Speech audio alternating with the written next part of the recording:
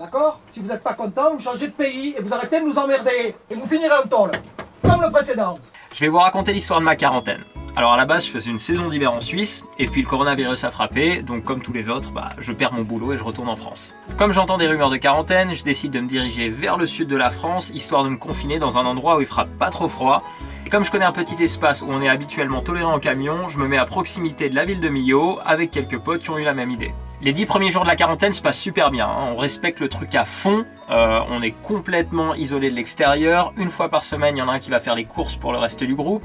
Et par respect pour le confinement et pour le personnel hospitalier, on décide de ne pas sauter des sites sur lesquels on fait habituellement du base jump à proximité. J'appelle même personnellement tous mes potes et les gens que je connais dans la communauté à ne pas sauter parce que je pense réellement qu'il faut respecter le confinement. Bon, c'est le 11e jour que les choses se compliquent un peu, hein. Les gendarmes nous sortent des camions à 21 h et nous disent qu'on a 24 heures pour dégager parce qu'on devrait pas être là. Et on leur explique qu'on a nulle part où aller car les campings et aires de gens du voyage sont fermés pour cause de confinement. Et comme on a terminé nos saisons de façon imprévue, on n'a pas de logement. Mais bon, en gros, ils disent que c'est pas leur problème et qu'ils vont revenir demain pour nous aligner. Du coup, en recherche de solutions, le lendemain, j'appelle la mairie de Millau pour leur demander où est-ce qu'on pourrait s'installer légalement, et la mairie nous répond ceci. On a été en contact avec la préfecture de l'Aveyron. Oui. C'est le cabinet du préfet maintenant qui va gérer. Il y a pas là à ce stade. Tous les déplacements étant interdits et jusqu'à nouvel ordre, vous restez là où vous êtes. Du coup, si les gendarmes viennent cet après-midi, vous leur dites qu'ils exécutent ce qui leur a été demandé par le préfet.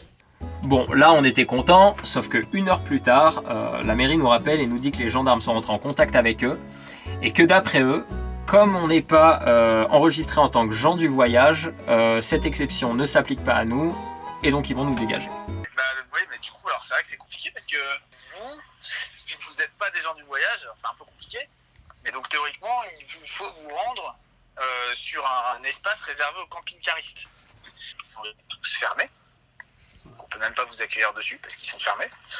Donc on a fermé quasiment tous nos services. Après avoir discuté un peu avec les services et le colonel de gendarmerie, qui s'est pris une soufflante par la préfète, il s'avère que les gendarmes, en fait, ils ont fait ce qu'ils avaient le droit de faire. Le maire de Verrières, s'il peut pas, Alors, c'est exceptionnel. on a les gendarmes qui arrivent. On a 2 camions de gendarmes qui arrivent et du coup vous allez voir en direct. Donc comme vous pouvez le voir, au même moment les gendarmes arrivent, 3 voitures, 10 personnes. Ils n'ont pas du tout apprécié qu'on appelle la mairie et donc ils viennent clairement pour se venger.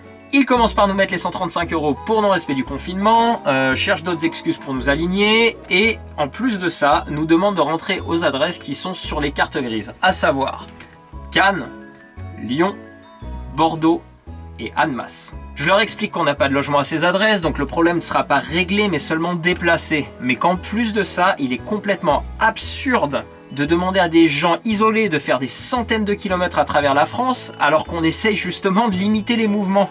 Et là, leur chef me répond de façon fort cavalière qu'il n'en a rien à branler, je cite, et qui veut juste qu'on se casse de son département. Comme ça dure un peu et qu'il est très agressif, je décide d'allumer ma caméra et de filmer en allant chercher mes papiers. Et la carte grise, elle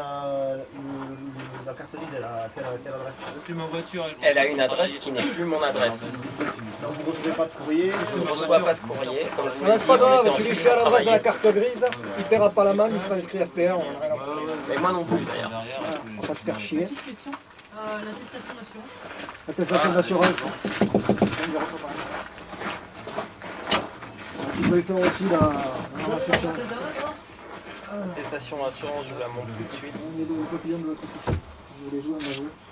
J'ai pas d'adresse, j'ai pas pu le grave. recevoir. Votre adresse mail? Votre adresse mail, s'il vous plaît. J'ai pas d'adresse mail. Vous voulez pas être coopératif, je vais pas être coopératif non plus. Vous voulez m'aligner, mettez-moi Vous l'assurance, allez vous mettez-moi allez tout. finir en garde à vue. Là, effectivement, j'ai eu complètement tort de répondre et de refuser de coopérer. De toute façon, on ne gagne jamais face à un gendarme, c'était stupide de ma part. Mais à ma décharge, ça faisait 10 minutes qu'on se faisait agresser. Moi, en fait, j'étais à bout. Je viens de perdre mon job d'hiver. J'ai droit à aucune compensation parce que je travaille en Suisse et en plus de ça, on vient me coller des amendes alors que ça fait 10 jours que je me confine. En plus de ça, on me dit d'aller dans un logement qui n'existe pas, dans une ville pleine de gens alors qu'on est censé s'isoler et que sur le chemin, je vais me faire aligner tout le long puisqu'on n'a pas le droit de se déplacer. Il veut rejoindre son épouse dans le Var. Inutile d'insister, 135 € d'amende.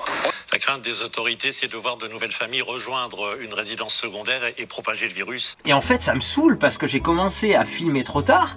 Et du coup, ça donne vraiment l'impression que je m'énerve et que je suis agressif et pas coopératif, alors que juste avant, on se fait agresser pendant 10 minutes. Donc, vous voulez m'aligner, mettez-moi l'assurance, mettez-moi tout.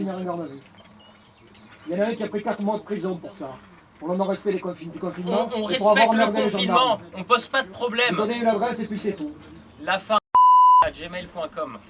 On est respectueux, on bouge pas d'ici. On vous dit que depuis vous 10 jours. Vous quittez les lieux, vous discutez pas, c'est tout.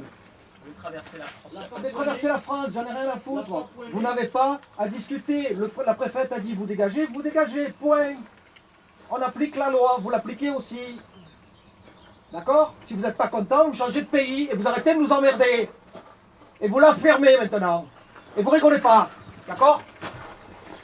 Vous arrêtez de vous foutre de ma gueule. Parce que j'ai vite fait de vous coller en garde à vue pour outrage. Et vous finirez en tôle. Comme le précédent. Alors vous la fermez, vous donnez une adresse, vous prenez bagages et vous vous cassez. Il était clair là?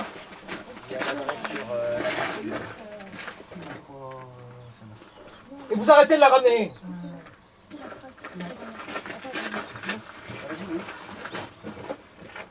Tu fais l'adresse de la garde, tu fais la totale. Il est à vous le fourgon. Vous montez dedans, vous vous barrez. J'attends mon amende et mon passeport. L'amende vous l'aurez pas parce que ça arrivera par courrier. Super. Je peux avoir mon passeport. Non, la position. Et vous allez éteindre cette caméra de merde là. Parce que ça c'est une infraction aussi.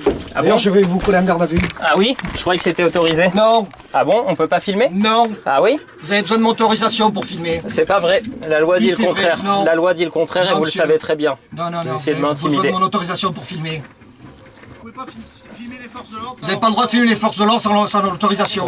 Donc après ça, le deuxième gendarme me rend mon passeport et je me barre vite pendant que le chef continue à me hurler dessus et à s'énerver tout seul. On se réfugie sur un parking de supermarché et là on appelle tout le monde. La mairie, la préfecture, le numéro vert du gouvernement pour toute question liée à la crise du coronavirus. Et là en fait les réponses sont unanimes. Tout le monde trouve que la situation est absurde, que le mieux c'était pour nous de rester à l'endroit où nous étions et que même si les gendarmes ont la loi de leur côté, en fait leur action va complètement à l'encontre du bon sens. D'accord. Si vous faites recontacter par les gendarmes, en fait, vous leur dites qu'ils fassent le numéro que vous avez fait pour nous appeler, parce qu'ils n'ont pas le droit, effectivement, puisque la préfecture vous a donné l'autorisation de rester là, ils n'ont pas le droit de vous faire partir. Légalement, apparemment, ils en ont le droit, mais c'est en dépit de tout bon sens. C'est absurde. Et voilà. Bon, c'est pas évident du tout. Ce qu'il faut faire, j'ai demandé à mon collègue, parce qu'il ne faut pas laisser passer ça. Vous êtes considérés comme des gens du voyage, même si vous n'avez pas une attestation de gens du voyage, puisque effectivement vous faites que les saisons. Donc voilà, en fait, ça n'a absolument aucun sens, mais on sait tous très bien qu'il s'agit d'une vengeance parce qu'ils n'ont pas apprécié en fait qu'on appelle au-dessus dans la hiérarchie et qu'ils se fassent un peu gronder par la préfecture. Ils ont pris un coup de pression, mais après, voilà, la pression, c'est partie du truc. Enfin, moi, honnêtement, je vous dis, je pense que c'est la solution la plus raisonnable, sachant que vous étiez déjà là-bas. Bon, la galère ne s'arrête pas là, puisque comme on a changé de secteur, on est aussi contrôlé par la police municipale. Heureusement, on arrive à leur expliquer qu'on est en recherche de solutions. Mais enfin, un pote nous donne le contact d'un ami à lui dans une autre ville qui a un terrain et qui veut bien nous laisser l'utiliser pendant la période du confinement.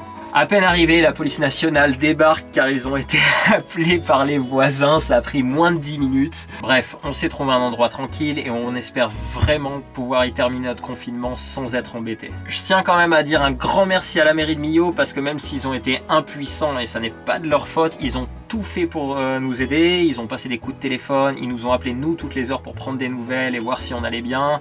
Je tiens aussi à dire que la police municipale et la police nationale ont été très compréhensifs et qu'ils ont fait preuve de discernement et d'intelligence. Bon, par contre, la gendarmerie de Saint-Beauzély, on les remercie pas. Je trouve juste dommage que les institutions ne puissent pas nous protéger quand on est victime de l'abus d'autorité d'une personne, surtout quand ça va à l'encontre du bon sens et des directives de la santé publique. Donc voilà, c'était le récit du confinement en van. Bien évidemment, je vais contester les amendes. Pendant un moment, je pensais signaler le gendarme, mais je ne sais pas si ça sert à grand chose et si ça changera quoi que ce soit. J'espère juste que s'il voit cette vidéo, ça lui renverra une image extérieure de lui-même, parce que clairement, il s'est pas rendu compte de l'absurdité de ce qu'il nous demandait et de la situation dans laquelle il nous a mis.